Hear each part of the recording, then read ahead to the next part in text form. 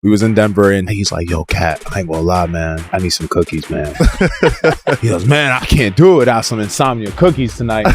So I said, you know what, homie? Come on, let's go to insomnia cookies. I'll even have one with you. He's like, bet, let's go. So we go. So there's like an insomnia cookies like 3 minutes away. So I say, you want me to call the Uber or you call? He goes, no, I got it. Don't worry about it. He calls it. We start driving. Me and him talking, we laughing. It's like 7 minutes pass by. I'm like, Aunt, I know the insomnia cookies ain't this motherfucker far now. He goes, nah, we're going to the right one. There's traffic. I said, Aunt, we ain't running to no traffic. What are you talking about? He goes, nah, that's the right one. I pull up on my phone. I said, Aunt, the motherfucker is 8 minutes away. We're going the wrong way. He goes, I guess that. I just didn't want to say that. So he goes to insomnia cookies to get ice cream. He didn't even go for the cookie. Wait, he didn't get the cookie? Oh my God, they got some ice cream. I said, are you serious? And you didn't still get nothing? No, I got me a little cookie.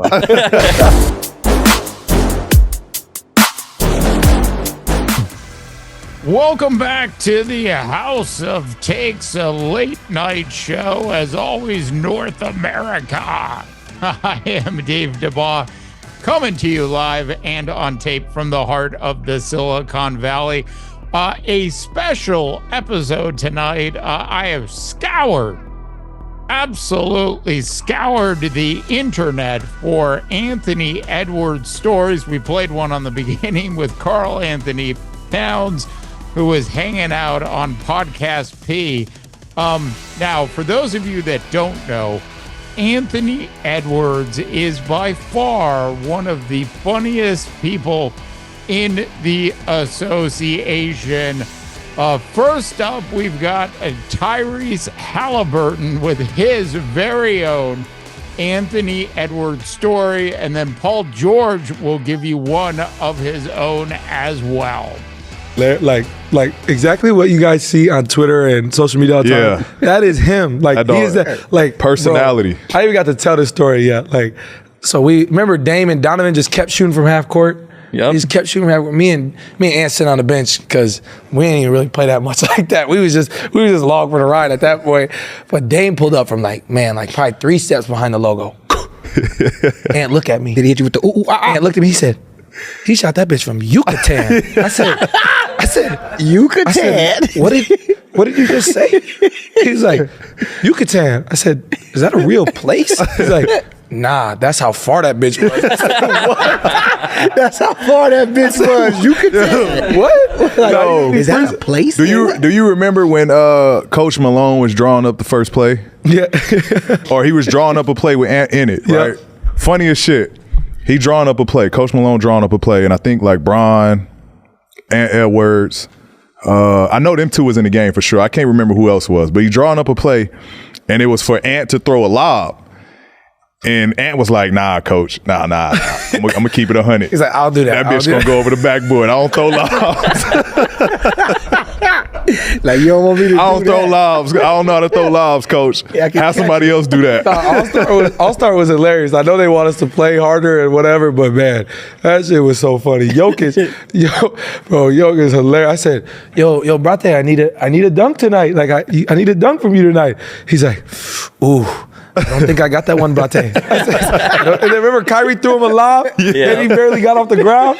Kyrie wanted to play for real. Kyrie was like, yo, like, he was like, Jokic was like, I don't know what you want me to do about that, bro.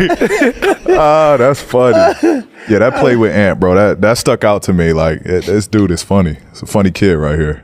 Who ended up throwing the lob? I think Bron. Okay. I think Bron threw the lob. But yeah, he was like, it was just like a humbling experience. Like, bro, you can't throw a lob. He was like, nah, coach, I'm gonna fuck that up. Like, I can catch him all day. Don't put me in that position. I don't know about you, but I'm still trying to figure out exactly where Yucatan is. Look, Anthony Edwards is a personality for sure. Let's hear from D'Angelo Russell next. Just check this video out. I'll tell you a story. We played the Heat, and I think I got thrown out. Oh yeah, I think I got thrown out, and Cat fouled out. He followed you to locker. And Cat fouled out, and they start sending the trap at him. Like at half court, they just start hitting him. And he would throw the ball wherever, whatever. And after the game, he was just like, yo, I never seen nothing. He was so shocked that they were doing that. And I was like, bro, get used to it. So next up, we've got A-Rod story. Now, for those of you that don't know, Anthony Edwards had no idea who A-Rod was, even after A-Rod bought himself a minority piece of the Minnesota Timberwolves. We'll play the video, and then I'll come back with some final thoughts on these stories of Anthony Edwards. Someone told me, I'm not going to say who, but this week was one of my dinners. So A-Rod's getting a relationship with Anthony Edwards. You know, the famous thing, Ant didn't know who he was, blah, blah, blah, but now they're friends. So then Ant got comfortable with him, and he called over A-Rod. And he says, I got to ask you something. How'd you screw up J-Lo? He did. That's who he is, right? That's who Ant is. Is that funny? I absolutely love the Anthony Edwards question about J-Lo. All right, that is it for tonight's episode of the House of Takes, a late night show. Look, we're closing in on 1,100 subscribers, which is absolutely fantastic. If you have a chance, please like this video and, of course, subscribe to the channel for the House of Takes, a late night show. I am Dave DeBaugh, wishing you all a tremendous rest of your sports viewing day.